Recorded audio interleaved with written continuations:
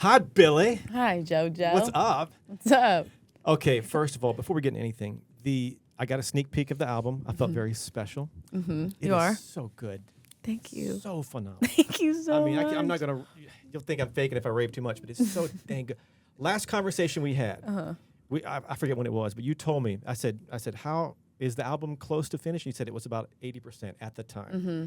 And then you told me, and this has been driving me crazy since, you said in May, I wrote this song, you didn't give me a title, and it became the heart of the album. It was the O moment. Yes. What Song? What song and what was that moment? Okay, so the song was The Greatest, which is track 6 on the album. And I was absolutely right when I told you that. That was like, we had made a bunch of stuff, but nothing felt real. Like everyone, it was kind of like, okay, we have like this verse and then this verse and like maybe we have this idea. But honestly, like the time was kind of ticking and I was like, where's the album? Because I'm supposed to be making an album and I've been working on it for, 8 months and I kind of have no song. I had like one song and that was Skinny. We had written all of Skinny and then we had like parts of everything else. And I was just kind of like, there was just like a weird lull. I don't know if it was just like the situation of my life and everything around me, but I don't know. There was like just a level of like armor that I think I had on that I wasn't able to like be honest. And I think The Greatest, this was like a random day in May. It was almost exactly a year ago. And I'd had like a tough morning. I like went to the doctor and I had to get this like shot that really hurt and I couldn't walk on my freaking foot. And then I was like sitting on my brother's couch and I was just miserable and I was like, can we just barely work today? Like, I don't think I can. And he just sat down and played guitar and I just started humming and singing. And then I started singing that first line. And then that whole song just like flowed right out. It was just one of those times.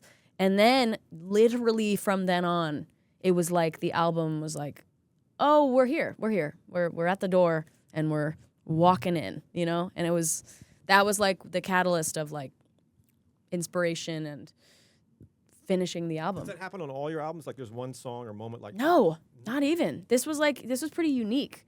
Cause also on I've only made 2 albums and on both of them. That's bizarre to hear you say that. In my head, you've got like 10. I know. Like 2? I know. I mean, I have like one little EP, but really like 2 full albums. And with Happier Than Ever, I mean, I was like the biggest, my shit did not stink. I could make anything. I was like, oh, shit, I'm so good. I was just you have to understand, the world was handed to me at like 16. So what the hell was I supposed to do? And so when I made that one, I was like, yeah, I'm just like coming up with so much stuff. Phineas and I were like, we're so good. Gold record, no problem. Gold record, whatever. And then with like When We All Fall Asleep, that was like, I was like 15, 16. I kind of just didn't even know I was just anxious and depressed and I like didn't even know what I was doing. And eventually an album was made. Like that was kind of just it for a while. And with this one, it was like Phineas and I had this really big kind of like inspiration crisis where we like did not have any motivation at all. Like at all. I've never heard that word, but or that phrase, inspiration crisis. Yeah. Like something has to happen in your life to kickstart the Kinda, whole, yeah. Or you just have to be like living your life. And honestly, I wasn't really living my life. And so I think when I started to and I allowed myself to like exist and be known and create memories and whatever, open the door to like existing and living, that's when I was like, oh my God, like I have a new perspective on life. I have something to say. And then as soon as we wrote The Greatest, like the rest of the album just kind of wrote itself. Let me ask one thing. Phineas, he described this album. He said something to the effect of, this album is like Drew Barrymore's scene in Scream. And I mean, unless I'm misquoting him, he goes, the album is like Drew Barrymore's scene in Scream. Mm-hmm. She's there for 5 minutes. Then you think you know what's happening. Then she dies and you don't know what's going to happen. Right. what did he mean by that? I don't know. And do you agree with that? I feel like you're leaving a big chunk out of what he said. Yeah, I don't think that's that's what very he quite said. I think he You was. don't die on the album, do you? No, I'm like trying to think what he meant. I think. Well, I get what I mean, he was. unless I'm misquoting it. No, but I no, think no. that's what he You're said. definitely misquoting it, but we're gonna figure out what you mean. Well, so the thing is, It's what he meant by the Drew Barrymore thing, which I don't know what the hell that has to do with the album, but is that like, you know, that movie is like Drew Barrymore is a star, and like all the photos and the posters for the movie are like Drew Barrymore starring Drew Barrymore, and it's literally she's in this movie for like 2 seconds and then she's out, and I don't know what the hell that has to do. We'll move on from We'll this. figure but out. on a I side would note, love though, to figure out what. That's terrible marketing by Scream, whatever part. Honestly, that it's was. amazing marketing. Are you kidding me? Fair point, but it's inaccurate marketing. Right, it's inaccurate, but it's wow, it's amazing. All right, They killed it. hit me hard and soft. The reason for the title. It's such a clearly there was a backstory here. I know it's some sort of self-descriptive kind of it's kind of how you see yourself. I think is what another thing I read, which might be maybe it's Phineas making up stuff again. But what hit me hard and soft? What's the backstory on the title? Well, there's a lot of stuff there. It was based on a synth patch that we were using on the second to last song, which is called Bittersweet on the album, and it was like something really similar to that, and I just couldn't stop thinking about it. I remember I saw it, and I was like, I just remember sitting there like, what does that even mean? And then I kind of, my memory was wrong, and I remembered it wrong, and what I remembered was this phrase, hit me hard and soft, which wasn't even the title of the thing, but that's just what stuck to me.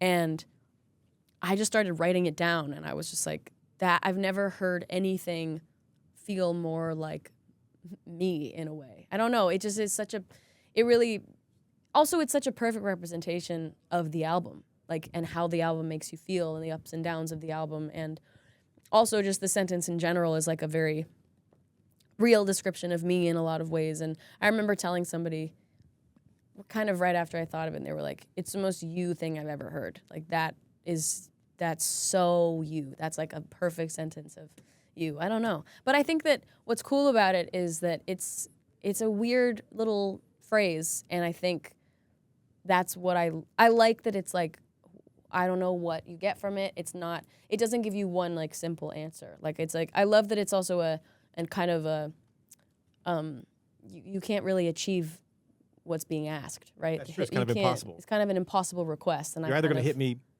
hard, right, or not. Yeah, but come on, do both. You know, I don't know.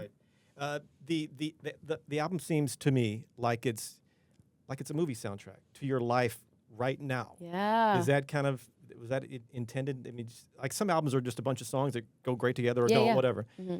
But this one seems like it's a movie, you know. Yeah, thanks for saying that. I feel that way. I think that's kind of, we were trying to do that in a way. I think we weren't like making a movie soundtrack, but I think that all albums that feel like albums and that are, you know, effort is put into them to make them cohesive and one piece of music and an experience, I think that they always sound kind of like a movie soundtrack, because it's one big, you know, family of art, I guess.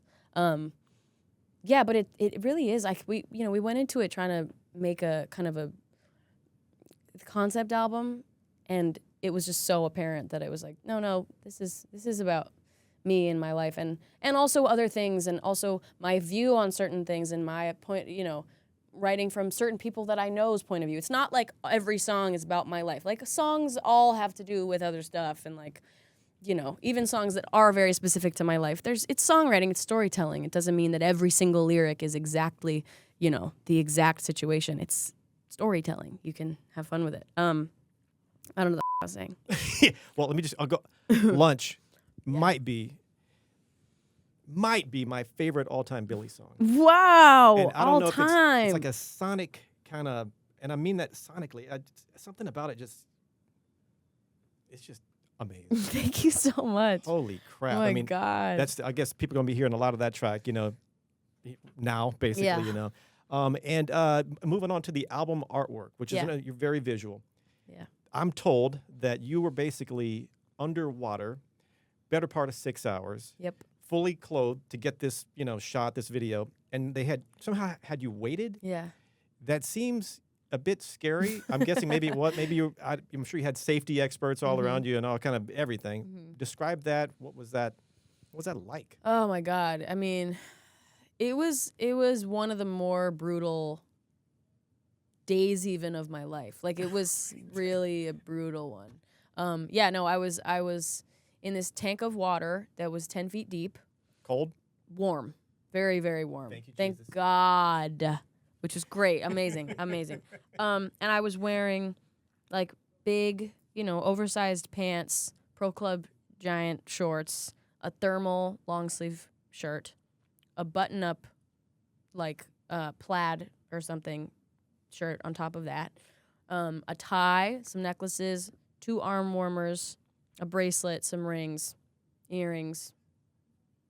And they had how did they weight you? I had a weight. It was like a strap. It was like a seatbelt. Oh, It so was like it went on around. you. Yeah. Oh yeah.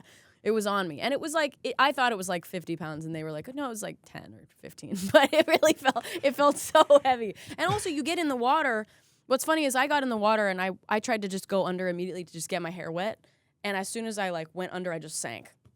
And they were like, whoa, That's whoa, whoa. scary. Yeah, no, it was scary for sure. And then I also didn't, I didn't do any. I didn't have a tank underwater. I wasn't doing any breathing underwater. Just go back and forth, kind of. I did. I also didn't have any nose plugs, and I also had my eyes open. And I gotta say, the eyes open underwater for 6 hours. Oh my God. Was one of the most intense pains I've ever experienced. So this was worse than the spider shoot for you. Oh my God, the spider shoot was nothing. Pop a little tarantula in your mouth, you're chill. No big deal. No, dude. Because also it wasn't even chlorine. It wasn't even salt. It was like a different chemical that's used for this kind of thing. And the thing is dude, I'm also I'm profile and my head is up. And when you go upside down in water, your nose gets all. So I was basically waterboarding myself for 6 hours with my eyes open. Well, the shot looks great, but I was also holding my breath for 2 minutes at a time, which and, is crazy. And do you have to does somebody have to pull you up? Not to dwell too long on this because you got 10 pounds on I you. really want to talk about it because it's so. I worked so hard and I got the shot and it's so good, but it was hell. That is terrifying. So there's the door at the top. So I was in a door frame. I was up at the surface holding on to the sides of the door frame like this. I had a guy holding on to. I had my legs on this guy's shoulders. I had somebody else holding me up, and I had a floaty here, and then I had this oxygen on me, and it was just giving me extra oxygen, and I was just breathing in deep breaths for 30 seconds, and then did my last 3, and then hold my breath, and then I'm pulled under by 2 men, I think, and then I'm a sinker. I be sinking. I don't float. I cannot float. So I just would hit the ground, and they'd have to push me back up. Straight crazy. And then they'd pull me up when the take was over. You're insane. Yeah, it was crazy. It looks great, but insane. Final question. Thanks. Message to your fans. What do you want your fans to know just before they listen to the album? And should they listen to it start to finish? Yes. Okay, so start to finish, what do you say to them just before they listen to it in its entirety for the first time? What do I say to them? I don't even know. I don't even like to tell people what to do. I want them to just do whatever is feels good. I don't know. I'd say be with people that you love or alone, whatever feels the best to you. Somewhere that you love, somewhere that feels safe, somewhere you won't be bothered, somewhere you can be calm and be yourself and have whatever reactions you need to have without feeling like you have to hide it. Good speakers, maybe have a little snack. Get some volume to it. That's my volume sign. Yeah. Yeah. Volume, bass. Bass is very important for this album. Good sub in the room with you, hopefully. Yeah, and then just press play on that joint and just let it rock. It is so good to see you. So good to see you too. Thanks for having me. At the end of every interview, fist bump to make it official. Give me a little. Boom.